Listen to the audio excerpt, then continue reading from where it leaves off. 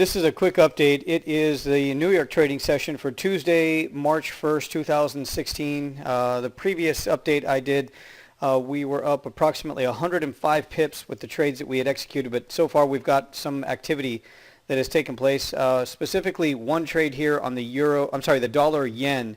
This is the 1 hour time frame. Now, just before the news was released in the United States, we were analyzing this particular pair, and I had mentioned right here at this location, which was just a 30-minute candle before U.S. economic data was released, that this would probably be a news-driven event, and that today's trading activity during the New York session would probably be all about the dollar strength. So we're noticing the dollar strength sitting at resistance. It has spiked through resistance a few times, but this one, again, was a news trade. So in the chat room, every once in a while we will get an opportunity to trade the news. So my trading system allows me to identify possible technical signals before the news, and then if the news confirms, we can trade it in the direction of the confirmed report and the technical signal. So this one right here, before price taking off and before the news was actually released, we had a technical signal to possibly go long. So we had this new A low, a B high, and a C 382 retracement here. At the time that this was actually setting up right here before the news was released, I mentioned that it looked like it was pointing right at that 114 or 113.98 level, which is a major psychological level, also last week's resistance level here on the dollar yen. So far, it seems to be moving right straight to it, like we kind of assumed. I mean, we couldn't really know for sure until the news was released. So in the chat room, as soon as the news was released, I was able to identify whether or not it was dollar strength, dollar weakness.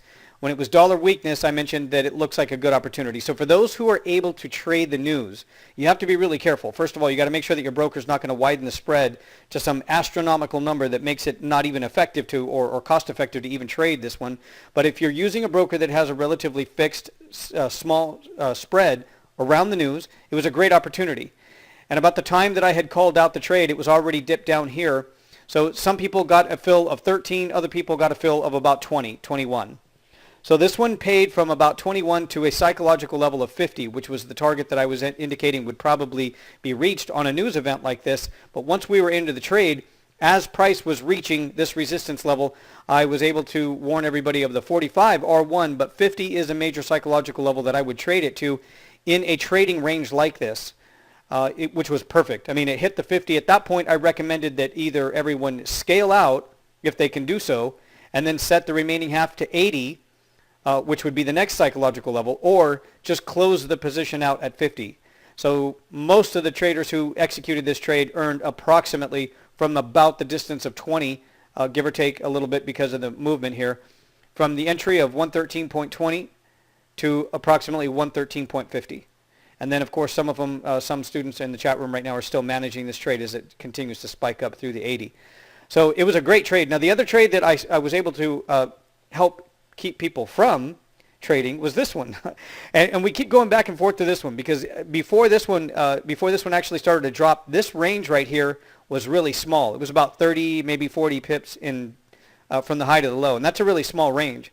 So when this candle closed down here at support and just before the economic announcement, with the spike, I warned everybody that it doesn't look like it's going to go that far. If it does, it's just going to be a scalping trade. Don't trade it. It's probably going to come back up. So I was able to warn everybody against trying to sell the euro dollar, at least right now. It might drop down later, but right now.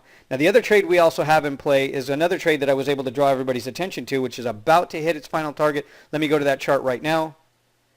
And that is here on the dollar Canadian. Now, I pointed out that the dollar Canadian looked like it was going to be breaking out, and it did close and print a continuation signal candle. Now, prior to it dropping and taking out the low and giving the 3-pip entry, I said that if it goes back up, I would trade either on a Tech 1 trade back up here at resistance or wait for that 1 hour candle to take out the low of the previous candle, which would be the 3-pip entry. That gave us an entry of 1.3450. Now, not everybody takes this because not everybody trades the dollar Canadian, but I did point it out and called out this trade here so that way everybody could take it. This is just a 55-pip continuation breakout trade. I highly recommend scaling out at the first 20 to 25 pips, which would mean that you would have locked in some profits here at 30 or 25 and then set the remaining at a break-even stop. And if it continues to go, then the final target is down here at about 95, maybe 94. It's already gone as low as 4. If it hits the 00,